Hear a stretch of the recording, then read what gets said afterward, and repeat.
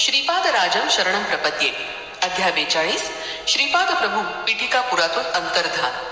श्रीपाद प्रभूंचं माता पिता बापनाचार्युलू यांना दिव्य दर्शन. दुपारच्या जेवणानंतर श्री भास्कर पंडित म्हणाले, श्रीपाद प्रभूंनी शूद्राच्या घरी राहून दत्त दीक्षा दिली. दीक्षाविधीत केल्या जाणाऱ्या पूजा अर्चना आणि इतर नियमांचं पालन न करता केवळ भक्तांच्या हातात पवित्र दोरा बांधून केवळ भजन करण्यास सांगितलं. श्रीपाद प्रभूंनी दीक्षा घेणाऱ्यांना सांगितलं होतं की ते स्वतःच दत्तात्रेय असून त्यांच्या स्मरण मात्रानंच भक्तांच्या पीडा कष्ट निवारण होतात. या दीक्षेमध्ये शास्त्राची अवहेलना झाली असं कोणी समजू नये असं प्रभू आवर्जून सांगत होते. परंतु पीठिकापुरमधील ब्राह्मणांनी एकत्र येऊन त्यावेळी पीठाधीश असलेल्या शंकराचार्यांकडे याविषयीची माहिती तक्रारीच्या सुरात दिली. तसंच श्री बापनाचार्युलू आणि अप्पळराज शर्मा यांना ब्राह्मण कुलातून बहिष्कृत करावं अशी सूचना सुद्धा ब्राह्मणांनी श्री शंकराचार्य स्वामींना केली. त्यामुळे श्रीपाद प्रभू अंतर्ध्यानस्थ असल्यानं ती चर्चा तिथंच थांबली. श्री शंकराचार्यांच्या अनुमतीशिवाय आध्यात्मिक विषयात कोणताही बदल करता येणार नाही असा एक ठराव मान्य झाला. या संदर्भात 16 वर्षाच्या बालकानं स्वतः दत्तप्रभूंचा अवतार असल्याचा निर्णय घेणं देवद्रोह केल्याप्रमाणे आहे असं मत अनेक ब्राह्मणांनी व्यक्त केलं. काही ब्राह्मणांच्या मनात कपट असून सुद्धा ते वरवरची खोटी सहानुभूती प्रकट करण्यासाठी बापनाचार्युलूंच्या घरी आले. बापनाचार्युलू म्हणाले, श्रीपाद प्रभू आम्हाला त्यांच्या तेजानं दीपवित आहेत. ते महाप्रभू श्रीपाद श्रीवल्लभ बालरूपात आमच्या घरी खेळले आणि आम्हाला दिव्य आनंदाचा लाभ करून दिला. आमच्या नेत्रावर असलेला मायेचा पडदा त्यांनी दूर केला. आज ते आमच्या डोळ्यात किरण होऊन चमकत आहेत. त्यांच्या नयन मनोहारी दिव्य दर्शनानं आम्हाला भारावून टाकलंय. आम्ही किती भाग्यवान आहोत त्याची गणतीच करता येत नाही. बापनाचार्युलूंचे हे वक्तव्य ऐकून खोटी सहानुभूती दर्शवण्यास आलेले ब्राह्मण एकही शब्द न उच्चारता तसेच परतले. त्यांच्या मनातील किलमिष भाव पूर्णपणे निघून गेला होता. थोड्या वेळानं श्रीपाद प्रभू आपल्या घरी परतले. सुमती महाराणी, अप्पळराज शर्मा, त्यांच्या बहिणी आणि भाऊ सर्वजण अत्यंत आनंदात होते.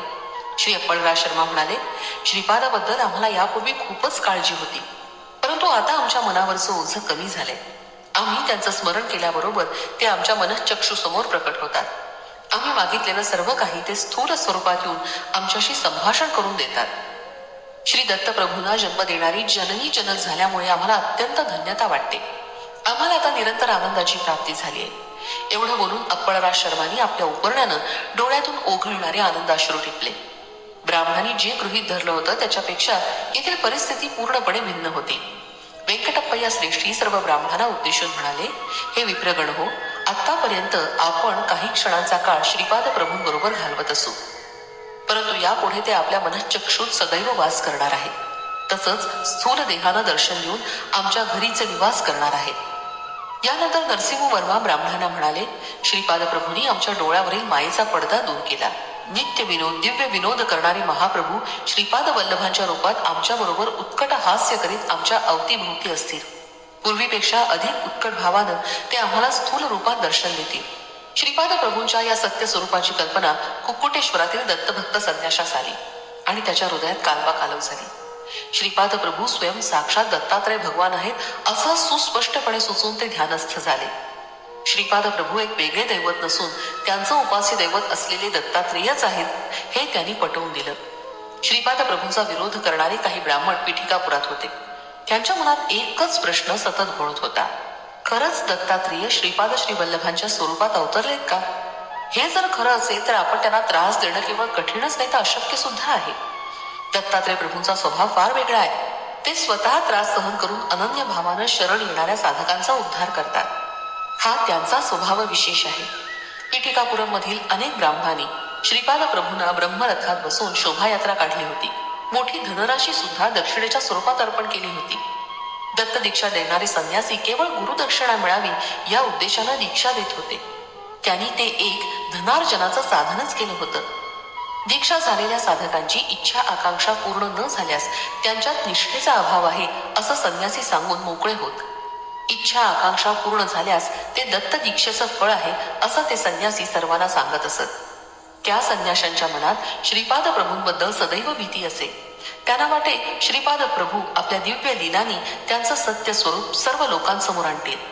त्यावेळी कुक्कुटेश्वर मंदिरात एक वृद्ध ब्राह्मण आला. त्याचं नाव नरसिंह आणि गोत्र काश्यप होतं.